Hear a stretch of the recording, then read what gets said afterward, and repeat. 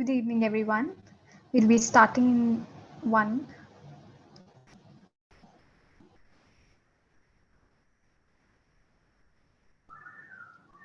Julia Child once remarked, find something you're passionate about and keep tremendously interested in it. Well, this is ascertained from all the stories of all our Lady Bazigars. Good evening, everyone. It's a delight to have you all here for the episode 3 of the Lady Bazigar series. Women today are CEOs, entrepreneurs, philanthropists, and much more. Their innovation and compassion allow them to be great leaders and inspire the next generation to reach greater heights than ever before.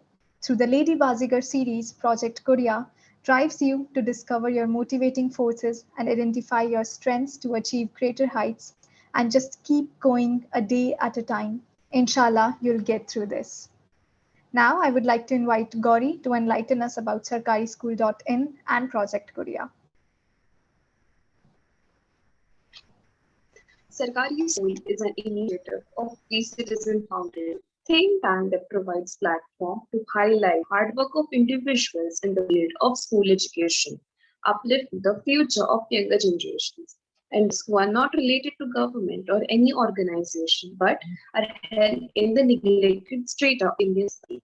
These particular innovators redefine the field of education with a lot of self-determination hard work and thus deserve recognition. Sarkari School works on featuring unsung heroes who are underrated in this society. We give a platform to those people who have worked for the betterment of school education with a holistic point of view. Individuals who genuinely help government schools and underprivileged kids should have a voice and appreciation for their dedication and hard work. We at Sarkari School help them eradicate the dichotomy that exists between private and public sectors of education. The neglected strata of society needs attention. Come to Project Korea. Gender inequality has been experienced all over the world for ages. Though it has decreased over time, still girls face many kinds of discrimination. Girls are still being discriminated from these acts compared to the male counterparts. The primary aspect in terms of gender inequality has been experienced in long education. Our project aims at increasing the enrollment of elementary and primary education governments. We help the government institutions to build a safe learning space by spreading awareness and organizing nation rights. The project aims to reduce the 6 ratio in classroom and support the little Koreas to grow their dreams. Over to you, Mary. Thank you, Gauri. Now, I would request Aditya for the welcome address. Thank you, Maitreyi. Good evening, everyone. Firstly, I would like to thank all of you for joining us for the third episode of Lady Bazigar series. Under this series, we conduct one-on-one interviews with girl icons who are currently pursuing or have completed their higher education, despite facing social, emotional, or financial hardships throughout their journey. Lady Bazigar is a platform for these icons to share about their story, passion, goals, dreams, and success mantras with all the young aspiring girls out there. Today, we are delighted to have with us Miss Aditi Pandey. Miss Aditi is a well-being researcher with a plethora of clinical experience with youth experiencing mental health issues and children with learning disability. She is a passionate emotional healer and helps individuals to enhance the overall quality of their daily life experiences. Currently, she is working as a psychologist in the Refugee Assistance Program of UNHCR. She is also a wellness enthusiast in the Happiness Revolution Program of Psychineers, Re-Engineering Youth. Her research work reflects the impact of acculturation stress and complex PTSD in the host community. Thank you so much, ma'am, for gracing the event with your presence. Thank you, Aditya. Without further ado, let us hear from one and only Miss Aditi ma'am. And we are so pleased to have you here, and we are really excited to hear from you. And I am pleased to moderating the session today and having a chance to converse with you. And I hope we would all be brimming with motivation after digging in more about your journey and experiences. So firstly, how are you, ma'am? And how are you looking forward for this episode today? Thank you, Maitreyi and Sarkari School and your team for giving me an opportunity to be here, and I'm doing well. That's really great. Now we would love to hear about your journey from being an ordinary kid to a well-being researcher, a psychologist, and also we got to know that you're working with such a prestigious organization, United Nations Commission for Refugees. So please let us hear about that. Okay. So my journey very well started from like last 2012. I was very adamant since I was a child uh, to learn about psychology and to know more about it. There was this, like simple mental disorder word came, and I was very curious. I have been a very curious child since like childhood, and I wanted to know more about it. So my exploration started from the very early ages of my life, and that instinct and quite adamant to study psychology. I have started studying psychology since class 11th. But then, see, the main struggle for me was not because of the finance, lack of opportunity, or maybe discrimination. It was because of the some social norms and stereotypes that somehow at times demotivated me. But then if you have a zeal to do something, you land up doing things well. So when I was a good scholar from a well-to-do family and expected to be an engineer, scientist, or some doctor. So when I took the decision to take humanities, it was a great shock for everyone that how can, studying humanities, doing BA in the graduation level, and, it was very shocking for everyone. People could not accept that. Like, they were like, I am from a generation where children were divided into streams as per their percentage and not their talent or passion. Like, they only have three options, either getting into, if they are good scholars from 90 to 80%, they'll be either engineers, doctors, or if they are average, they'll go into finance or banking. And that was the only options when, that were the more prominent options in it. So that was one time that which was very challenging, and my parents have to face it a lot because, every time somebody hears about it, then I've taken arts, I'm studying humanities, and I'm doing BA. Everyone used to be like, you have done a very wrong decision. Your child cannot decide, but at least you should have forced your child to do so. But thankfully, my parents were uh, supportive and they helped me out with it. And I completed my graduation from University of Lucknow. And moving on, I wanted to do something, I want to specialize into psychology. So I opted for applied psychology in specialization in clinical psychology from Gautam Buddha University. And that was the place I started my first research with, that worked around acculturation stress among the foreign nation students. And that's how my journey started. I was fortunate enough to be also a part of the brain fingerprinting part. It's a part of forensic psychology. So I was fortunate enough to get into that. So after that, after doing my post-graduation, again, the challenge came because of the lack of opportunities available in India. For a psychologist, the research areas are not very developed, lack of opportunities in terms of livelihood because, things are not that well. They are underpaid jobs when it comes to counselors, and counselors are sometimes very well mistaken with the people who are into the marketing team. So that was again, a challenge for me. So I was a part of Gandhi Fellowship after my post-graduation. That is a Pyramidal Foundation initiative, wherein I learned some diplomacy skills, and I got the confidence from there to build my own self. And if there are no opportunities, I can build it for myself. So I was a part of Gandhi Fellowship for 1.5 years. I did not complete it fully, as I landed up into the opportunity of being with UNHCR, and in this project, I had a more global exposure of refugees coming all across the world, Afghanistan, Myanmar, and so I could not leave that opportunity. So I joined in there, and currently I'm here working with refugees for their well-being, and I'm specialized with complex PTSD disorders, and I'm working there. So when it comes to challenges, the main challenge is like when it comes to psychology in India is not that prominent. People say there are no opportunities, and as I've been coming through across the years, I've been meeting youth, people asking me like, why do you, ma'am, stay in India? Why not go abroad? We have some better opportunities and all. But then, this fellowship somehow gave me the opportunity that I could build myself, that confidence in me that I can create opportunities for other psychologists and other people who are interested to study. Because what I have faced, what I've faced, my family faced, that no, there are no opportunities. I don't want that the next time the child wants to study psychology, it should not be said that no, there is no opportunity.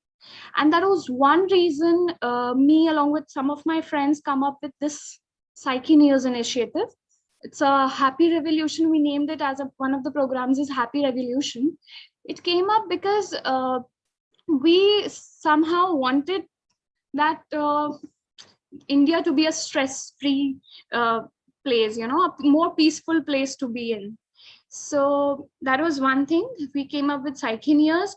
We have 50 plus youth today working with us in the Psyche News project, and they are learning with us, they are interning with us, and I'm happy to share this because somehow we are into the stage of building more career opportunities for the youth through Psyche News. And this is all about me. And if you want to ask any other question. Yeah, we'll have quite a bit chit chat. So it's quite intriguing, the program, and it's awe-inspiring, the line re-engineering you. So, and I'm sure all of us have no idea before you told us about it. Would you like to brief us about it, about more, like where it's working, what are its scope areas and stuff? Okay. So when we started with Psyche News re-engineering you, so there were a few psychologists involved, so we made it to Psyche News, and then we also had some engineers in our team. So it was a joint initiative of both. So we thought, let's just compile it in something like Psyche News re-engineering you. So that engineering word came from there. It's that which symbolizes of regenerating yourself, your inner self. Okay, so that's one thing. Psyche News is different from other mental health platforms because we here make sure we take up a holistic approach. It's not just limited to counseling. We have yoga experts, nutritionists, and people from natural sciences and meditation experts. So whenever somebody comes into us, the service revolves around all these things. It's not just that we just take a simple assessment and provide counseling, but we make sure that a holistic treatment is given to the person who's in need of it. So this is how it is. So we have interns and people from like different places. Like we have a different team for this yoga and then nutritionist. Then people from psychology, students from psychology background are interning with us when it comes to taking up of assessments, counseling, etc. And we also have people in the admin team, marketing team. So we have involved students from all over, like from very like BBA to BA in psychology, MA in psychology, then is the one who are doing the nutritionist part, and then many others. So we have kind of developed a platform where we can involve people from multiple domains. So is it a virtual platform? Like people can connect with you virtually if they need help?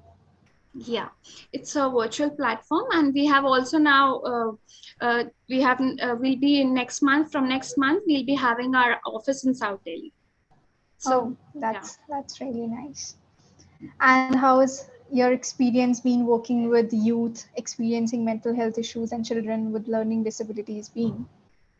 okay, so as Psychineers, we have also given some group sessions to in colleges as well. So that is one way I have been able to interact with youth, and particularly who are in need of individual sessions also, they contact us. So when I see the youth today, I see a lot of energy in them, because of which somehow they sometimes feel those setbacks, because they have a lot of aspirations, a lot of expectations from them.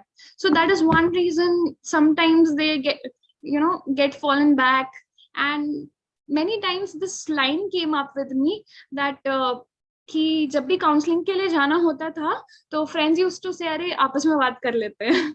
So when one of this boy came to me and he talked to me, after that he said ki ma'am, I'm really surprised that why I didn't do this earlier, because abhi tak we were into this impression कि जब friends हैं तो फिर हम psychologist के पास क्यों जाएं. But then he was the one to realize the fact that what is the importance of mental health, and to engage with professionals. It's something very different. So that is how we interacted with youth, and this is how we get feedback from the youth. That's a really nice initiative. And indeed, the mental health part is the most, ignored one, especially in our Indian society. There's a lot to do in that sphere. And what would be your tips to overall the quality of our daily life experiences, like mentally? Because I know most of our youngsters watching this episode today. Okay. So whenever you are stuck into a lot of things where you feel that everything is going wrong, gratitude is the first thing that you need to practice. As soon as you feel everything is going back, just write down all the things you're thankful for, because ultimately those things will motivate you for the things, for to do better in your life. Maybe things have gone wrong, you have not been able to qualify certain things, or maybe you have not met your deadline, or any other problem you have. But if you go back and write down about the things that you really have in your life and you value it, the things should not be very big, like some luxury cars or any a big house or something, but then understanding parents, siblings, good friends, good food to eat, a good shelter to live in. That these are the small things that we need to be good, thankful for, and that these things will motivate you, because not everyone is having these things too. So we need to understand the essence of our life through gratitude. That's really nice.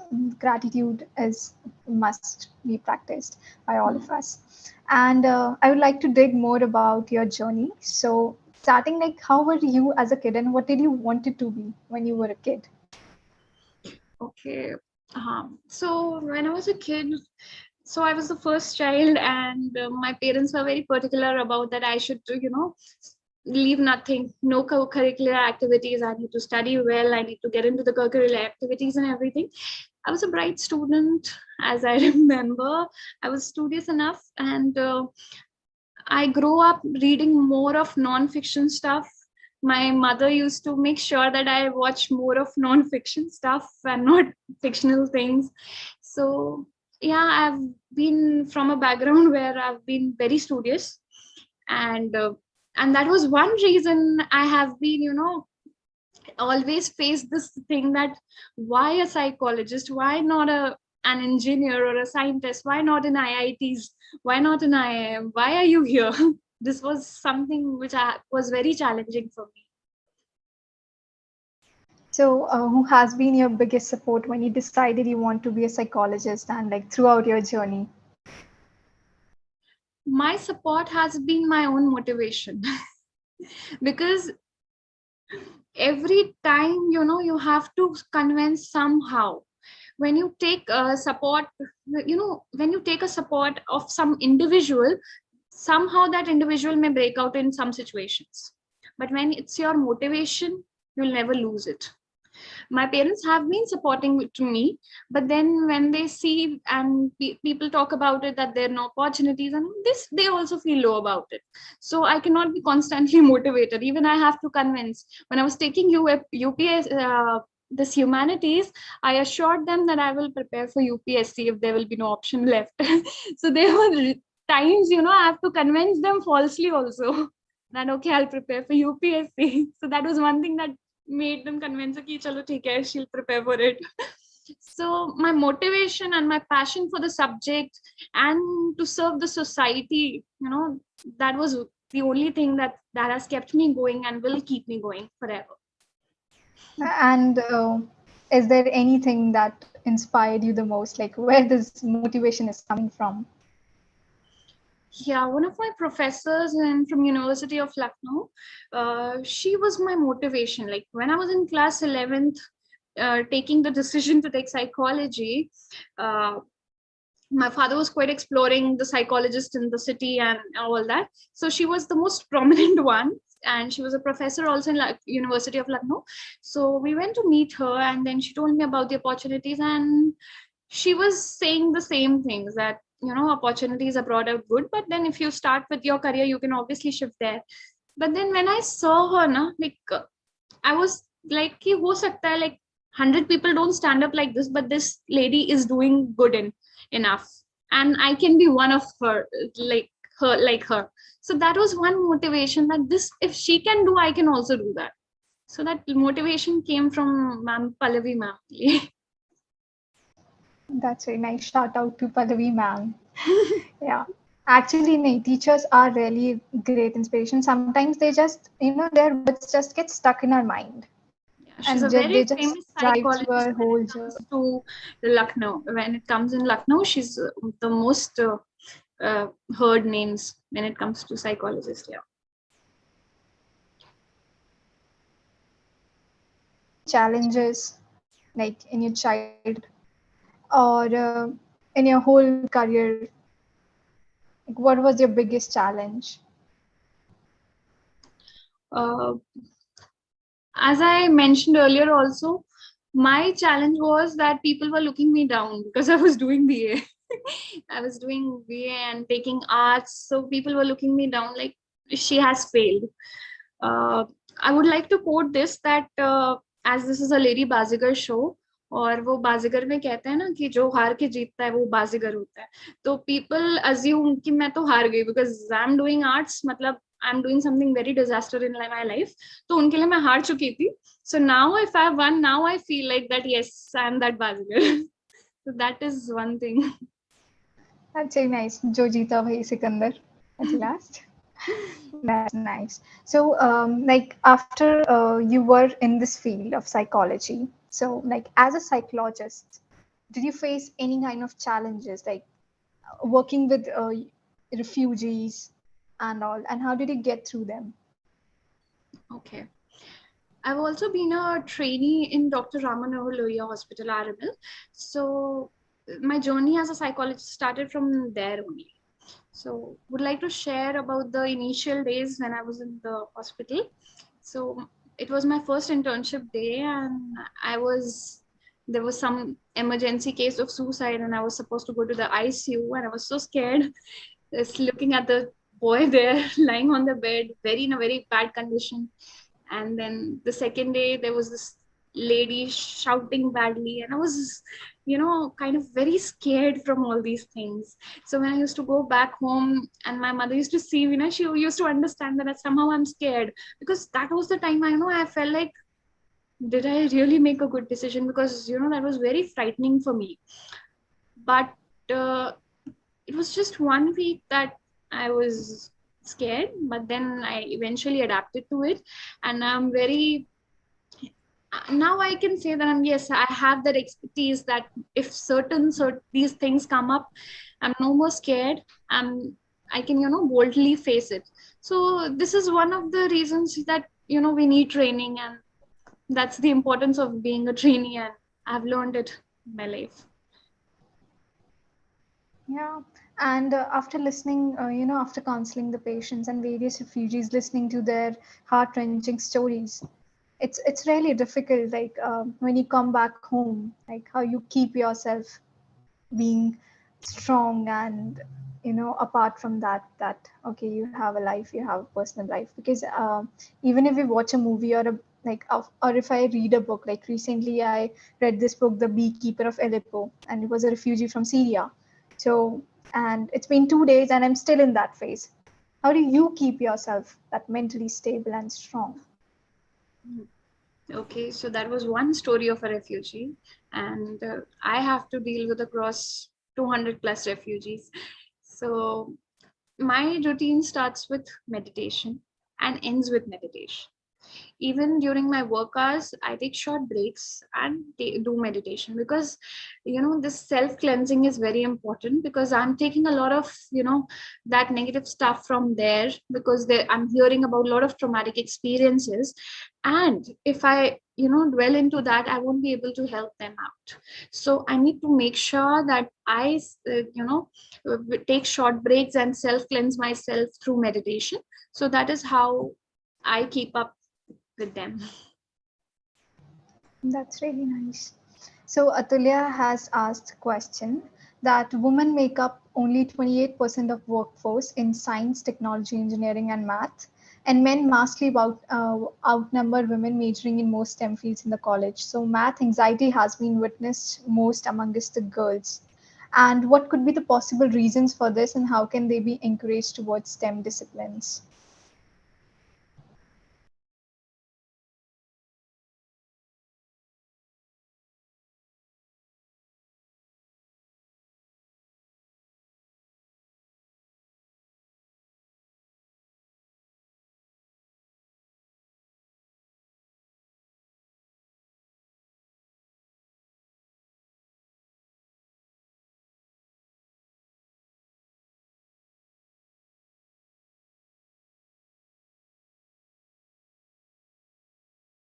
Hi, I'm really sorry. I guess there was a network issue from maybe from my side.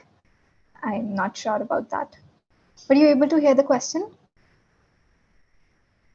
Oh, I'll repeat it for you. So Atulya has asked that mostly women face, or the girls face the math anxiety, as we see mostly the engineering colleges are dominated by men. So what could be the possible reasons for this, and how can they be encouraged towards STEM disciplines? Like, you know, combating from the math anxiety they face. It's more of a mental construct they have made it in their mind.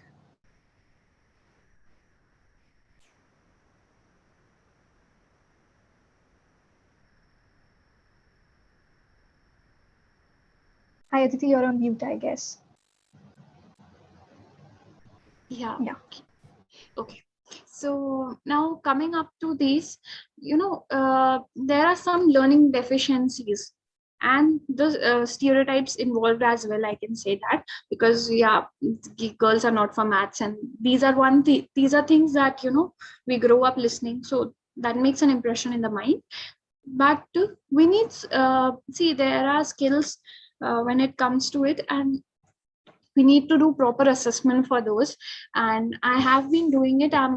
Since I'm a learning disability expert, so I've also been dealing with it. So there are different forms of learning, and and even when it comes to maths, there are different things that because you may be good with arithmetic, but you may have problem in geometry.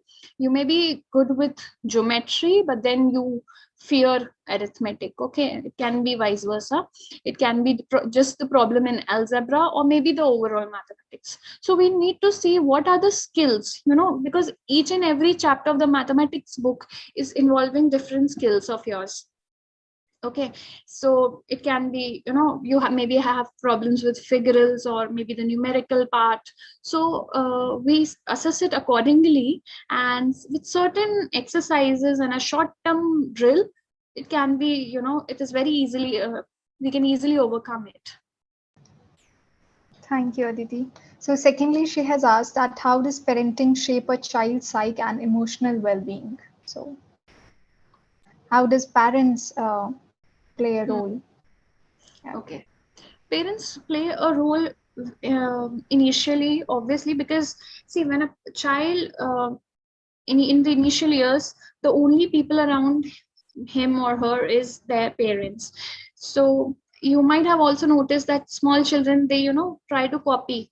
If they have a bigger elder sibling, or maybe their father, like when he comes from the office, the child used to copy that, okay, I'm going to do that. So they does not copy only behaviors, it's also the emotions that they take up from them. Okay, if you react in a certain situation, like if you see blood in just a small cut in the finger, and if the mother starts screaming loudly, the child knows that if I see a blood, I need to shout, scream, even if there is no pain. But if the child observes that the mother has got a cut, but then she's dressing it and she's calm, the child learns the same behavior. So this is how it impacts. It's not just the actions that they are copying it, but also the behavior and how you respond to a particular situation. So their parents need to be very careful on how they are reacting in front of their child. Even if somebody is shouting at you and you rebel back again, the child learns the same thing. So be very careful when it comes to parenting. Yeah, it's a elephantine task, I feel. So yeah, thirdly, she has asked, the fear of unknown or fear of choosing the wrong path creates career anxiety. You constantly doubt your decisions and capabilities, and that's a miserable way to live. How do we deal with it? Firstly, when you have too many options, like maybe like you have three options with you and you want to go for three options, just write it down. Write it down, the three options, write the pros and cons of all the three options. Then it would be easier for you to see, okay, whenever you are in a problem, be it career, be it a relationship, be it anything in your life, when you think there is nothing you can decide on, you just write it down. When you make points of it, you're able to decide it in a much better way. You will have all the pros and cons in front of you. What you want from life, you can take it. But I would like to uh, give this message to all the youth here watching this, hearing this, that when it comes to taking up decision, once you have taken that decision, you learn to take responsibility. Because sometimes we don't take responsibility for it and we start blaming others, because that's the easiest way out. So once you have taken the decision, you cannot blame anyone. If I have taken the decision to be a psychologist and if I'm lacking opportunities, I cannot blame my parents. It's my responsibility. And when you take responsibility, you do it very well. So instead of blaming it, make sure that you take responsibility. Yeah, we must be accountable for our own actions, and the acceptance comes here. Yeah. We accept that it may be our mistake. Hmm. Then it gets easier to get through. Yeah. And adding on to it, if you are really passionate about doing certain things, you can convince anyone around you. It's not that you want to do certain things and you cannot convince. There are ways you have to look out and convince people around you. Yeah, that must be addressed by all of us today. Hmm. So next, in your career, did you ever came across the cases of girl-child bias? Because our project Korea is about girl education.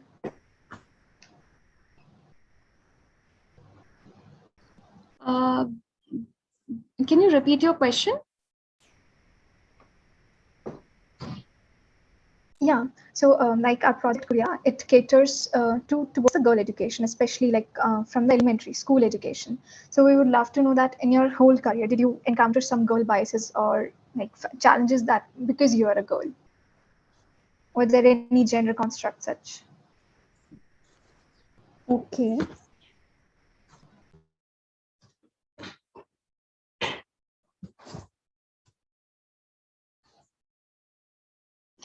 So, being an entrepreneur, uh, there were challenges I have been facing, because um, there were certain learning programs for entrepreneurs where you were able to engage with other people, you can find your co-founder and certain things. So when I joined there were like hardly any girls. there. So that was one place, I felt like, there are still women entrepreneurs are lagging behind. Because, when you tell them about your ideas, you tell them that I want to come up with this, they don't take it that seriously. They will be following up with other people well, but when it comes to a girl, somehow I felt that discrimination, that they did not take it that seriously. They felt it key, yeah, it's okay, she's doing that. So that was one place I felt key is when it comes to girl child education. I feel with education, we need to have more of motivational and encouraging stories, more of stories of the empowered women, so that girls can, get inspiration from them. We have women's uh, we one of the renowned mathematician Shakuntala Devi. For years we never knew about her. If she would have not been screened, I don't know if anybody would know about her. She was an author, mathematician, astrologer, and she wrote about homosexuality in 90s, wherein we were not even aware about it. Today we are talking about it, but in 90s we did not even discuss about certain things. So I feel that it's good that it's being screened, but I think we need to add these into the girl child education, which empowers the girl to take their own decisions, to be more confident, because education is important, but then the confidence to portray yourself is even more important. Yeah, the society needs to create an enabling environment for girls. And by portraying more and more women, that it's like we need to normalize that, okay, if a men can do it, then women can do it. It's not such a big deal. Yes. Or women can do it Yeah. in a better way. Yeah, exactly. We can do it in a better way. So what changes do you see in yourself from like while you were in school till today, and what lessons you have learned along your way till date? Okay. So when it comes to changes, uh, maybe I'm more confident about my decisions now. Earlier, I used to be a little, and I was used to be in doubt as a youth, young child. I used to be in doubt. What should I do? Should I switch my career? But then eventually, with all this in my life, I've learned to take responsibility of myself, uh, and I've been more courageous now, doing certain things, taking decisions, taking some hard decisions wherein. Um, I have to put in much efforts, but then not taking that simple life, but getting into more of it. So these are the things that I have learned. Now I'm more of a spiritual person because I'm more into meditation and all, because I feel that spirituality is one thing that can, keep motivating me to serve the society in a better way. So I'm more spiritual. My learnings have been uh, that you cannot rely or take inspiration from a particular individual, like your motivation should come from some emotion or your passion. If you rely on some individual, human beings tend to change. So if you rely on somebody that this is my support system, that cannot happen. You have to have certain things, certain points for your own self, that for which you're standing up. And whenever you feel back, you just go back through it, start again from it, that why you started, why you take this decision. The decision should not come out because my friend was doing, so I did it. It should not be like this. That's Indeed, we These should. are the learnings that I've learned. And yeah, throughout my career I have been courageous enough to stay away from my friends. Like if somebody is taking science, I took humanities, I changed my school. And every time there were college changes and everything, like from University of Lucknow, my friends were continuing there, only I changed to Gautam Buddha University, and then certain things changed. But I feel we need to have that courage, so that we can learn new things. We many times we take decisions because the good friends, we feel good about them, they are near us, so we certain many times youth compromise. I would like to tell them that do not compromise. You will have whosoever wants to will be there for you forever. Do not compromise. And that's true, that we need to be self-reliant, and the motivation should be seen as an intrinsic factor. People Yeah. change, but only you are constant. You're being there for you always till the end. Right. Hmm. So, what are your future prospects, and where do you see yourself coming in coming decades? My future prospects are not just my as an individual. I see all the people who are all the budding psychologists coming up with very good opportunities in India. India to be the hub center for mental health services. I'm seeing this future not just for myself but for my country, and a happier place to live in. This country should be a happier place to live in. So I want my country to be, somewhere high in the happiness index too. So these are the future prospects I am working for. That's really incredible, and I wish you all the luck for your future endeavors. Lastly, any parting remarks for all the young aspiring girls watching this today? Once you take the decision, make sure that it happens, because this one decisions taken, if not done, are not decisions. So make sure that whenever you stand by it, make sure that you have the courage to do things well when you take a decision on for yourself. That's how I want to encourage all the girls today. Yeah. I hope it's well noted by all of us hearing you today. Thank you so much, and it was awe inspiring to hear from you, and wishing you good luck for your future endeavors. So, as we come to end of this lovely evening, prior to ending up, it's an absolute pleasure to deliver the vote of thanks on behalf of the organizing committee and to Miss Aditi Pandey for sparing her time from her busy schedule for today's Lady Bazigar episode. Thank you so much, ma'am. And personally, I really enjoyed conversing with you, and it was really positive. I felt like you were smiling throughout the session, and you were so happy telling and sharing about your experiences and journey. And we wish you all the luck, and you're doing such a great work for the refugees, and just keep doing that. We are so proud of you. I'm pleased to give the vote of thanks to a girl icon, indeed an inspiration for all of us. Finally, I would like to thank each and everyone from the team, including Abhishek Ranjan sir, team leads, and volunteers for organizing such a wonderful event. Thank you and have a great day ahead. Thank you, Aditi. Thank you.